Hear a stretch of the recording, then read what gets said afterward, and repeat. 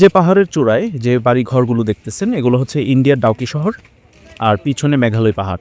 এখান থেকে আপনারা পাথর কিনতে পারবেন বিভিন্ন শেপের এবং সেখান থেকে নিজেদের পছন্দ অনুযায়ী পেইন্টিং করে নিতে পারবেন খুব সুন্দরভাবে। আর এটা হচ্ছে ডাউকির ঝুলন্তি ব্রিজ। আর ঠিক এই জায়গাটা হচ্ছে জিরো পয়েন্ট। জাফলংয়ে পাথরের কোনো অভাব নাই, দেখেন পাথরের ছড়াছড়ি। আসসালামু আলাইকুম সবাইকে। সবাই কেমন আছেন? আশা করি ভালো আছেন এবং সুস্থ আছেন। সবাইকে শুভ সকাল জানাচ্ছি সিলেট শহর থেকে। আমরা এখন যাচ্ছি সিলেটের দরগা গেটের পাশে একটা হোটেলে, সেখানে আমরা নাস্তা করব এবং নাস্তা শেষে আমরা জাফলংয়ের উদ্দেশ্যে বের হবো আর কি। তো এই হোটেলটাতে আমরা এখন নাস্তা করব। তো চলুন আপনাদেরকে হোটেলে নিয়ে যাই এবং আমরা কি কি নাস্তা করছি সেগুলো আপনাদেরকে দেখাই, দাম সম্পর্কে আইডিয়া দিই। এখন সকাল 9টা বাজে আর আমরা এখান থেকে নাস্তা শেষ করে রুমে যাব, সেখানে ফ্রেশ হয়ে তারপর জাফলংয়ের উদ্দেশ্যে বের হবো আর কি। আমাদের নাস্তা চলে আসছে, আমরা পরোটা নিয়েছি আর হচ্ছে ভাজি আর সবজি মিক্স ছিল। এখানে হালকা পাতলা নাস্তা করতেছি, যেহেতু জার্নি করব সেহেতু আমাদের ভারী নাস্তা করার কোনো প্রয়োজন নেই, সেই জন্য হালকা নাস্তা করতেছি আর কি। হোটেল থেকে নাস্তা করে তারপর আমরা গেছিলাম আমাদের রুমে। সেখানে গিয়ে আমরা ফ্রেশ হয়েছি, ফ্রেশ ট্রেশ হয়ে তারপর জাফলংয়ের উদ্দেশ্যে বের হয়েছি। আজকে আমরা জাফলং ঘুরবো এবং আপনাদেরকে দেখাবো। আর জাফলং যেতে হলে সিলেট শহর থেকে আপনাদেরকে যেতে হবে প্রথমে সুবহানীঘাট, সেখান থেকে বাসে উঠতে হবে। আর আপনারা যদি চান তাহলে আপনারা এখান থেকে ডাইরেক্টও যেতে পারেন জাফলং। সেক্ষেত্রে মানুষ যদি আপনারা 4 থেকে 5 জন হন তাহলে আপনারা সিএনজি বুকিং করতে পারেন। সেক্ষেত্রে ভাড়া পড়বে 1600 থেকে 2000-এর মধ্যে। আর যদি আপনারা 2 জন থাকেন বা আমাদের মতো 1 জন বা 2 জন থাকেন এরকম, তাহলে বাসে যেতে পারেন, তাহলে আপনাদের অনেক খরচ বেঁচে যাবে। তো সিএনজিওয়ালা মামা প্রায় আমাদের কাছে যাওয়ার ভাড়াই চাচ্ছিল 800 টাকা। আর আমরা খুঁজতেছিলাম ডাইরেক্ট কোনো বাস আছে কিনা, তো আমরা পেয়ে গেছি অলরেডি বাস, এবং সেখানে বাস ভাড়া পড়েছিল 150 টাকা। আর আমরা এই বাসে করে জাফলং পৌঁছাবো। ঠিক কত সময় লাগে আপনাদেরকে জানাবো, আমাদের সঙ্গেই থাকেন।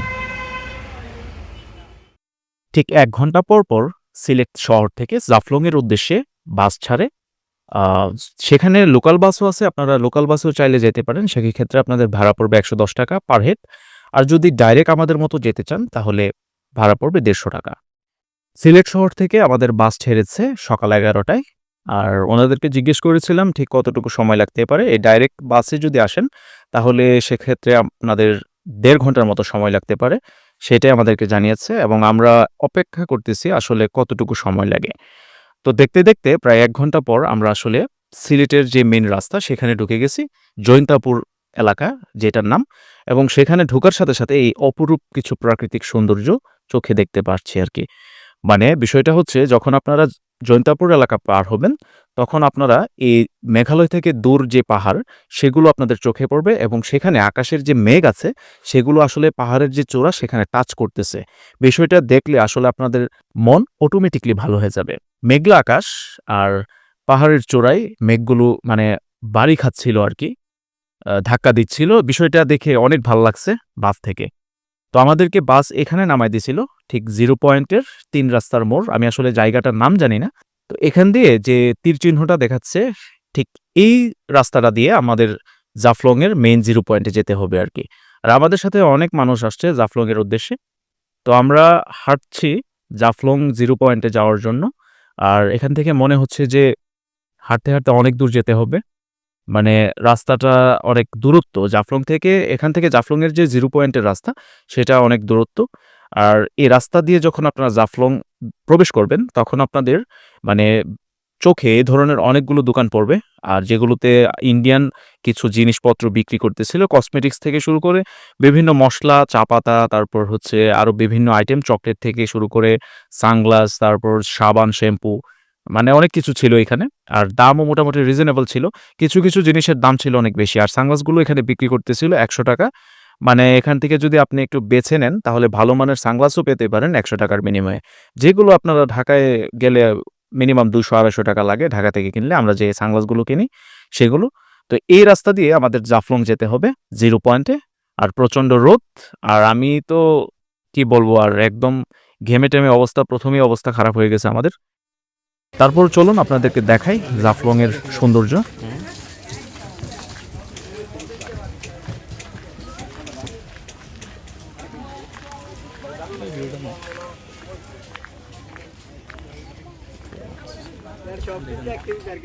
জাফলং আসলে আপনারা এই ধরনের দোকান পাবেন কয়েকটা। আর এখানে বিভিন্ন শেপের পাথর আছে, মানে পাথরটাকে কেটে তারা বিভিন্ন শেপ দিছে এবং এখানে নিজেদের পছন্দ মতো পেন্টিং করে যার যেটা দরকার সেটা এখান থেকে কিনে নিয়ে যাচ্ছে আর কি। তো দেখতে দেখতে আমরা চলে আসছি জাফলং জিরো পয়েন্টের ঠিক কাছাকাছি। আর এখন আমি যেখানে অবস্থান করছি এটা হচ্ছে জিরো পয়েন্টের একটু টিলা টাইপের, মানে একটু পাহাড়, এবং সেখান থেকে এই ইন্ডিয়ার ডাউকি শহর দেখা যাচ্ছে খুব স্পষ্টভাবে। আর ডাউকি শহরের বাড়ি ঘরগুলো সবগুলো দেখেন পাহাড়ের একদম উপরে। এই যে দেখতে পাচ্ছেন এটা হচ্ছে ইন্ডিয়ার ডাউকি শহর। আর আমরা ঠিক ওইখানে যাব, মানে এই খালি জায়গাটায় যেখানে মরুভূমির মতো দেখাচ্ছে অনেকগুলো পাথর, সেখানে আমাদেরকে যেতে হবে। ডাউকি শহরের পেছনে ঠিক মেঘালয় পাহাড়, মানে এই এরিয়াটা কিন্তু ইন্ডিয়াতে পড়ছে। আর এই যে জায়গাটা দেখাচ্ছি আমি, এই দোকানপাটগুলো আর পাথরের যে জায়গাটা, এটা পড়ছে বাংলাদেশ জাফলংয়ে।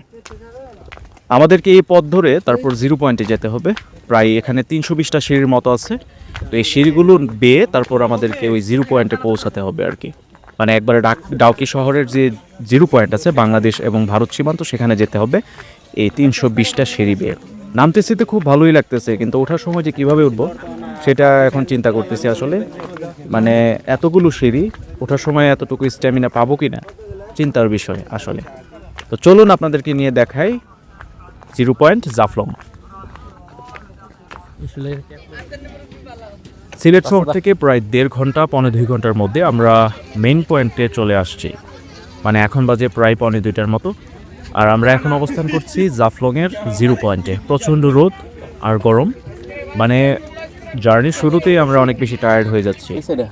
মানে এত রোদ যেটা আপনাদের ক্যামেরায় দেখে আসলে বোঝার মতো উপায় নেই। প্রচণ্ড রোদ, আর যেহেতু দুপুরবেলা মাথার ওপর সূর্যটা লাগতেছে অনেক। আর চারিদিকে দেখেন শুধু মানে পাথরের ছড়াছড়ি। এখানে হাঁটাটাও অনেক বেশি মুশকিল, মানে আপনি যে একটানা হাঁটবেন এক জায়গায় সেটাও মুশকিল। এই দেখেন শুধু পাথর আর পাথর, যদি একটু টিপ করে পা, তাহলে পা ভেঙে যাওয়ার বা মচকে যাওয়ার অনেক সম্ভাবনা রয়েছে এখানে।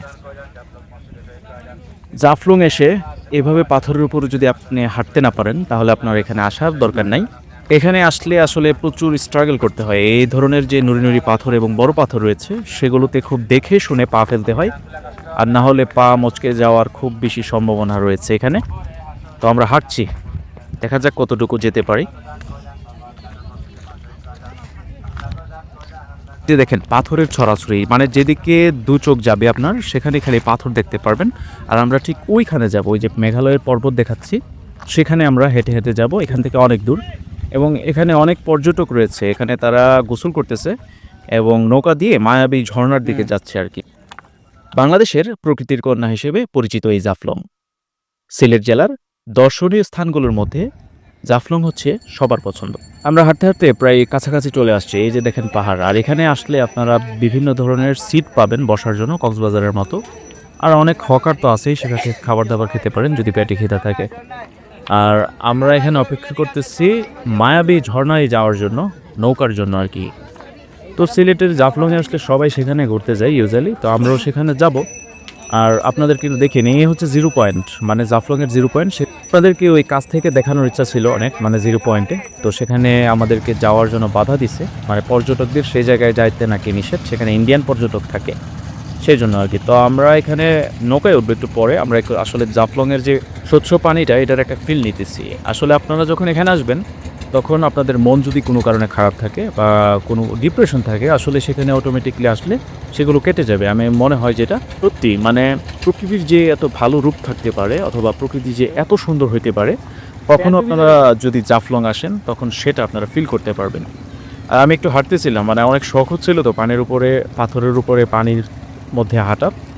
তো এখানে তো সাইলেন্ট একবার বসে গেছে পানির উপরে, আর আমি একটু হাঁটছি এখানে। আর পানিটা বেশ ঠান্ডা, মানে অনেক উপভোগ করার অনেক কিছু আছে এই জায়গায়। আপনারা যদি জাফলং আসেন তাহলে বুঝতে পারবেন। আর এ হচ্ছে ডাউকি শহর। আর ডাউকি শহর থেকে বয়ে আসছে এই যে নদীটা, এটা আসলে ইন্ডিয়া থেকে পানিটা আসে।